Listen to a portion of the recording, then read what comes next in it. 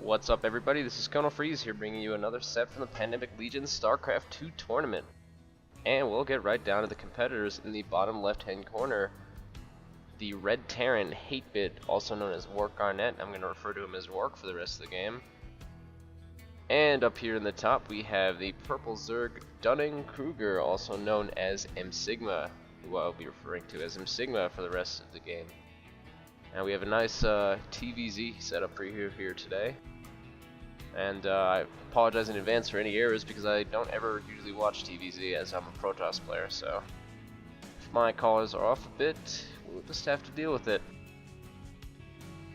But anyway, we're seeing standard-ish play from these guys as it's pretty much early. Nothing too crazy going on. No proxy Rexes, no proxy starports.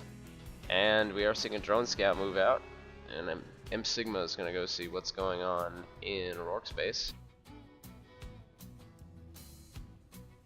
And we do see an early refinery down for Roark Garnet, so possibly some sort of factory starport based play? I don't know. We will find out.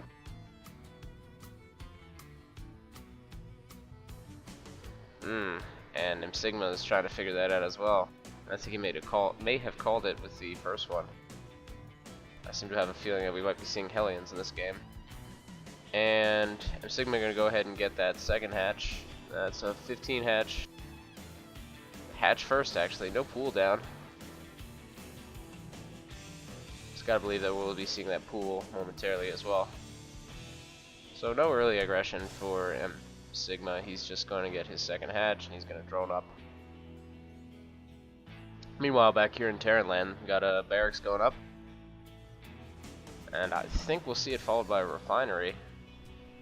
As Emsigma does a little bit of a gas steal on Roark. That's bad news for any sort of heavy gas build that Roark Garnet was trying to put down. But he's just going to mess around with that drone, and that drone's going to roll out. Or not. And eventually it's going to get caught and killed by a Marine. Yep, and Roark successfully takes his gas back. Probably would have been a better idea to let that drone finish. And will we see an SCV go down here? Yes. Nicely done. Emsigma manages to snipe off the SCV that was constructing that refinery. Let's see, what else do we have going on here? Pool about to complete for Emsigma, as well as his second hatch.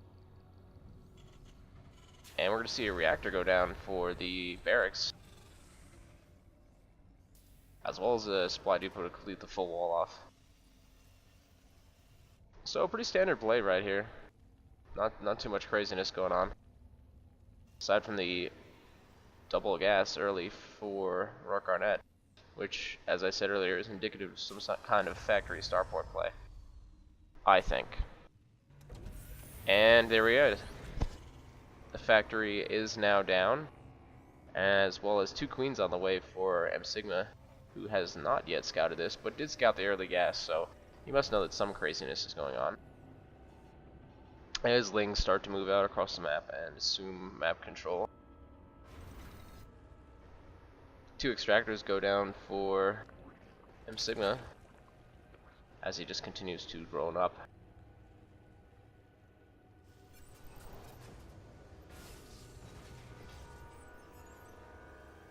And not much to talk about here, other than this factory that's slowly working its way into completion. But it is interesting to note that this is the semifinals for the Euro bracket of the Pandemic Legion tournament. So the winner of this game will go on to face the winner overall in the finals. I'm sorry, the winner of this game will go on to face the winner of the North American bracket, which will be either myself or Tycoon again. So that'll be interesting to see how it plays out. A starport going down now, and that factory does do the reactor switch. We are seeing Hellions being pushed out, so I do believe we're going to see some sort of mech base build, especially since that barracks is now rolling out. That that tech lab must be for the starport. So Hellion and Banshee, I believe, is what we're going to be seeing.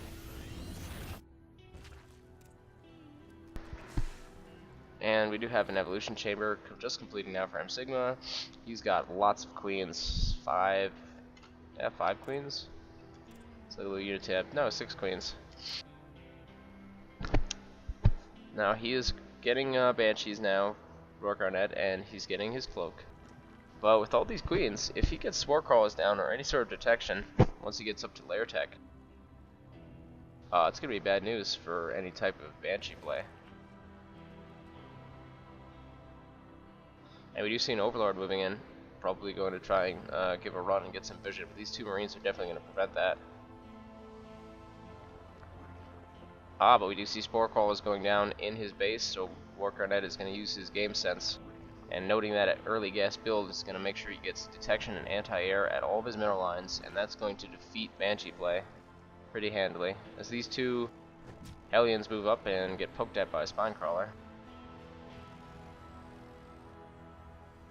And I think the problem here for Roark Arnett is that he went for those early banshees. I'm sorry, he went for the early Hellions, and he got decently early banshees, but he didn't really put any pressure on Emsigma, and Emsigma is droned up pretty nicely now. He has a solid economy rolling along, and he does have a Baneling nest and a second Evo chamber going down. So we are going to see probably some sort of bust up that ramp, and it's worth noting that Emsigma himself is on 2 bases, which almost all Zergs are at this point, and is greatly outstripping Roark Arnett in terms of mineral gathering, with 37 harvesters to Roark Arnett's 26. And the mules are going to make up a little bit of that difference for Roark Arnett, but not much. And let's take a look back at the production tab. 28 Zerglings on the way, as well as mutating up to lair tech. Meanwhile, Emsigma is getting Thors. I'm sorry, Roark Arnett is getting Thors. So Thor, Hellion, Banshee with a few Marines. Well, it's still on 1 base, so that's kind of an issue here. You would have liked to have seen a command center and some bunkers a little bit earlier, as Roark Arnett goes into his cloak, and he's going to have a poke, but those spore crawlers are going to defeat that. So I guess he's going to try and take out the refinery. Oh, and that spore crawler moves up. You know, he should have focus fired the spore crawler when it was moving. That was when it was vulnerable. Now these queens are going to maybe snipe a queen? Nope. Mass queens are able to easily heal themselves, and that banshee play is defeated.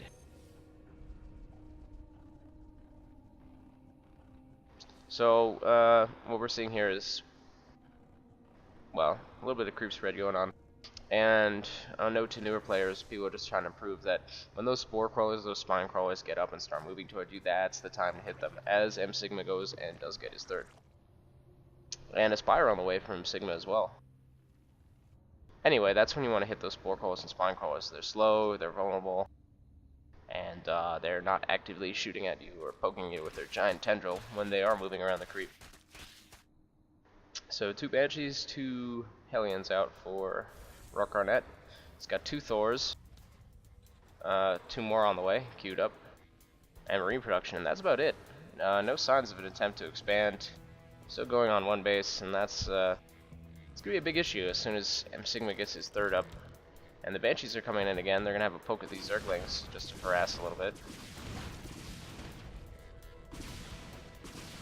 And one of those queens is gonna move. Yep, the queen army is on its way. 6 queens here as that spine crawler.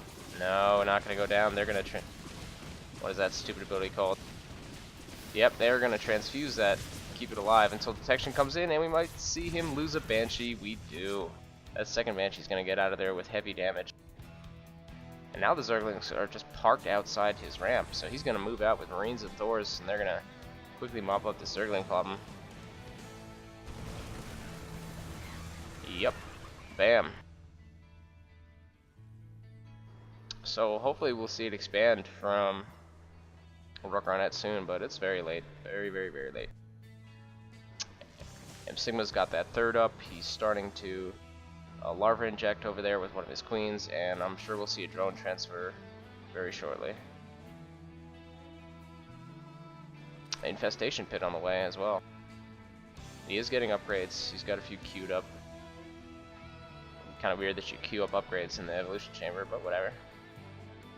Then the group spread is slowly starting to move across the map. He ends up changelings out to have a look-see on what's going on. They're going to see those Hellions here in a minute. And here we go. SCVs, Marines, a Banshee, a lone Banshee, and 4 Thors moving across the map now for Roark. And probably going to incorporate a couple of those Hellions in, and he's going to use the Banshee for scouting. And oh boy, we have a whole mess of Banelings in production here, people. So we're going to see a bust on this army pretty quickly. And I'm not sure if Roark is in any way prepared to deal with that many Banelings.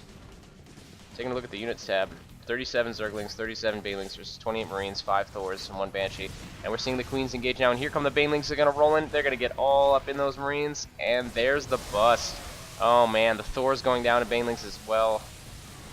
That was disastrous for Roark. These Queens and these Zerglings are easily going to clean up these heavily damaged Thors.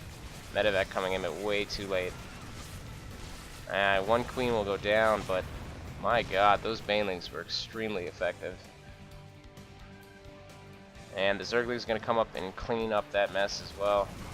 And this Thor is way too slow. He's going to go down. Second Thor coming in, but he's not going to help. And he will get picked up by the Medevac and going to retreat back to his base as the Zerglings stream in, killing off these Marines that I got to believe were set to a waypoint to rally with the rest of the army. That's very unfortunate. Another lone Marine sitting out here. And things are now not looking good for Roark at all. No Expo, still on 1 base. He's almost mined out. And his entire army was just perished to a Baneling bust. We finally see the command center on the way, but that is way too little too late. So switch back to the production tab. He's trying to get siege tanks out. For Emsigma, it's still just more of the same. He's getting upgrades, he's doing drone production. He has a massive host of Zerglings, and I'm sure some or, if not all of those, will be converted to Banelings if and when he's ready to finally come in. This Thor and these Marines are going to come out here, but they're very exposed without any sort of bunker support or siege tanks. And the siege tech itself is still on the way, so that siege tank not going to be able to do much protection. And it's interesting to note only 1 barracks for this entire game for Roark, so he went very mech heavy.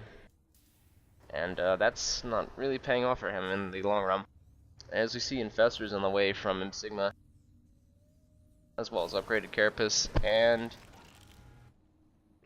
a 4th hatchery, as well as a macro hatch going down. So Emsigma totally in control of this game right now.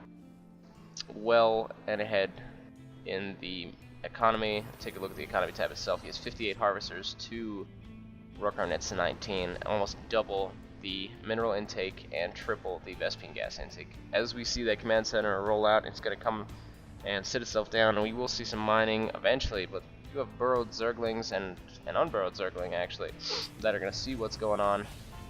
So Emsigma is going to know momentarily that his opponent has expanded late and with almost no units to back them up, and we will see some aggression here shortly, I gotta believe.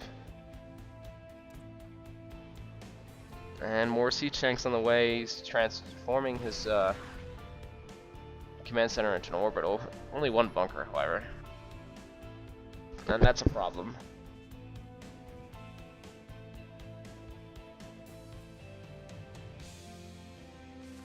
And there are those Infestors, so we will see how they come into this game.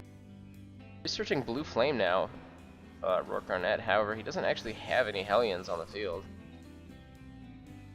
Kinda strange. The second factory is going down, so...